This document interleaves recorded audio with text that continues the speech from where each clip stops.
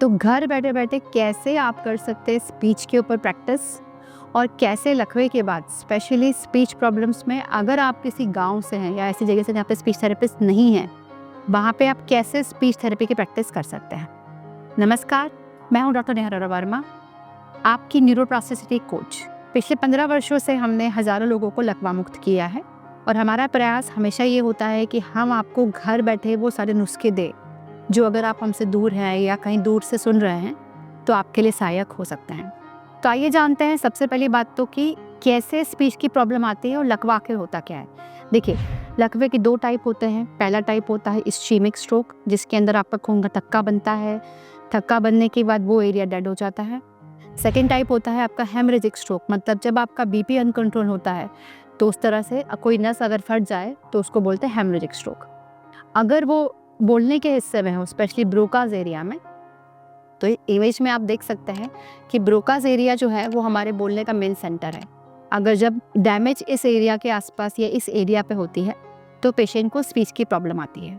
But जैसा हर video में मैं आपको बताती हूँ कि पहले 6 महीने में ब्रेन अपनी खुद की ऑटो हीलिंग मोड को ऑन करता है, जिसको हम बोलते हैं न्यूरोप्लास्टिसिटी। हो सकता है पहले आप बिल्कुल नहीं बोल पा रहे हो, बिल्कुल ही जब आप बोलने की कोशिश कर रहे हो तो हवा निकल रही हो मुँह से, पर धीरे धीरे आप आ, माँ, फा, पानी, मम्मा, पापा वो शब्द आप बोलने लग जाते हैं। बट एक नॉर्मल जीवन पर लौटने के लिए उतने से शब्द बोलना सफिशिएंट नहीं है। तो आइए जानते हैं कि स्पीच थेरेपी की शुरुआत कैसे होनी चाहिए। सबसे पहले चीज़ आप चेक कर सकते हैं घर पे, जो टंग है आपकी उसके अंदर मूवमेंट है कि नहीं।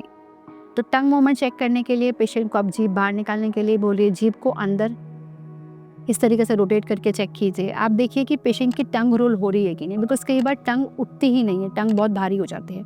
तो जब टंग रोल नहीं होगी तो शब्द आप आर्टिकुलेट नहीं कर सकते हैं। तो स्पेशली टंग मूवमेंट को चेक करके आप ये देख सकते हैं कि अगर उसके अंदर वीकनेस या प्रॉब्लम है तो सिंपल टंग की एक्सरसाइज, गुलाब जामुन बनाना, गुब्बारा बनाना, किसी चीज़ में हवा भरना, स्ट्रॉ से पानी पीना, और आप जब कोई भी चीज़ को उच्चारण पर लेते हैं, जैसे आप ओम का उच्चारण करेंगे तो ये आपको हेल्प कर सकता है टंग के मूवमेंट्स को बढ़ाने में। रिपीटेशन शुरू में आप हर चीज़ के 10-10 बार कीजिए, बट धीरे धीरे रिपीटेशंस को आप बढ़ाइए, क्योंकि जब आप बोलना चाहते हैं तो बोलने की प्रैक्टिस आपको करनी होगी, शब्दों को निकालने की प्रैक्टिस आपको करनी होगी। सेकंड चीज़ जो आप घर पे कर सकते हैं वो है न्यूज़पेपर को पढ़ना चालू कीजिए, किसी भी चीज़ को पढ़ना चालू कीजिए। जब आप कोई चीज़ को, कोई मैगज़ीन को, कोई लेटर को, कोई पेपर को आप पढ़ते हैं और ज़ोर ज़ोर से उसके ऊपर आप शब्दों का उच्चारण करते हैं तो आपके वो शब्द ब्रेन में रजिस्टर्ड हैं बट मुंह से निकल नहीं पा रहे हैं। पर जब आप उसका उच्चारण करते हैं तो वो शब्द धीरे धीरे आप बोलने लग जाते हैं। शुरू में वो शब्द हो सकता है मीनिंगफुल ना हो, कोई बात नहीं, फिर भी बोलने की प्रैक्टिस करें। जब आप उन शब्दों को जमा के बोलना सीखेंगे तो धीरे धीरे वो शब्द की स्पष्टता और क्लैरिटी आने लग जाएगी। थर्ड चीज़ जो आप कर सकते हैं वो ये है कि कोई भी चीज़ को चबा चबा के खाने की प्रैक्टिस कीजिए। जब आप चबा चबा के जॉ मूवमेंट करते हैं तब आपकी टंग, आपका जॉ, आपका जबड़ा, ये सारी चीज़ें कोऑर्डिनेट करती हैं जो आपको हेल्प करती हैं प्रॉपर स्पीच के बैकग्राउंड को क्रिएट करने में। सिंपल है, कोई बहुत बड़ा लॉजिक, रॉकेट साइंस नहीं है। बोलने की प्रैक्टिस करना अति आवश्यक है, क्योंकि न्यूरोप्लास्टिसिटी के माध्यम से आप वही चीज़ हासिल कर सकते हैं जो आपको ठीक होने के बाद चाहिए। एक बहुत अजीब सा केस मेरे सामने आया जहाँ पे ये देखा गया कि पेशेंट अपनी रीजनल लैंग्वेज बोल पा रहा था बट वो हिंदी या इंग्लिश भूल गया। तो जब आप मल्टीलिंगुअल होते हैं, बहुत लैंग्वेजेस बोलते हैं, तो कई बार आप कोई एक पर्टिकुलर लैंग्वेज भूल सकते हैं बट कुछ लैंग्वेज में आपके लिए बात करना, लिखना आसान होगा।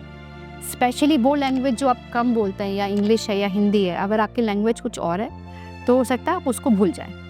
कुछ भी नहीं करना है, कोई टेंशन नहीं लेना है। जिस लैंग्वेज पे आपको वीकनेस लग रही है उसके बारे में पढ़ना शुरू कीजिए। हिंदी पेपर पढ़िए, इंग्लिश पेपर पढ़िए, बांग्ला पेपर पढ़िए, XYZ जो भी आप लैंग्वेज में प्रॉब्लम आपको फील हो रही है उसको पढ़ना शुरू कीजिए।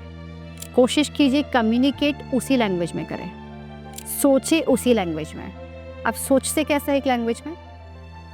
हमें बचपन से सिखाया गया था अगर हमको इंग्लिश बोलनी है हमको सोचना भी इंग्लिश में होगा। तो आपको भी उस लैंग्वेज पे मास्टरी पाने के लिए उसी लैंग्वेज के ऊपर उच्चारण को प्रैक्टिस करना, उसी लैंग्वेज में कम्युनिकेट करना है, उसी लैंग्वेज में सोचना है। और जब आप इसको बार बार करेंगे तो पहले 6 महीने में ये ऑटो हीलिंग मोड ऑटोमेटिकली आपको स्पीच से रिकवर करेगा और आप अपने नॉर्मल ज़िंदगी में लौट पाएंगे। अगर आपके केस में शब्द निकल ही नहीं रहे हैं, हो सकता है वहाँ पे प्रॉब्लम और ज़्यादा डीपर हो, तो उस केस में आपको स्पीच थेरेपिस्ट या डॉक्टर से संपर्क करें। तो अगर आपको ये वीडियो अच्छी लगी हो तो उसको ज़रूर से लोगों के साथ शेयर करें, ताकि ये हर उस शख्स तक पहुँचे जिसको लिखने में बोलने की तकलीफ है। इसे बहुत सारे वीडियोस में आपकी डिमांड पे लेते रहते हैं। अगर आप चाहते हैं मैं किसी टॉपिक पे वीडियो बनाऊं तो आप कमेंट सेक्शन में ज़रूर लिखें। मैं कोशिश करूंगी अगली वीडियो आपकी उस टॉपिक के अनुसार होने तक हो। Thank you.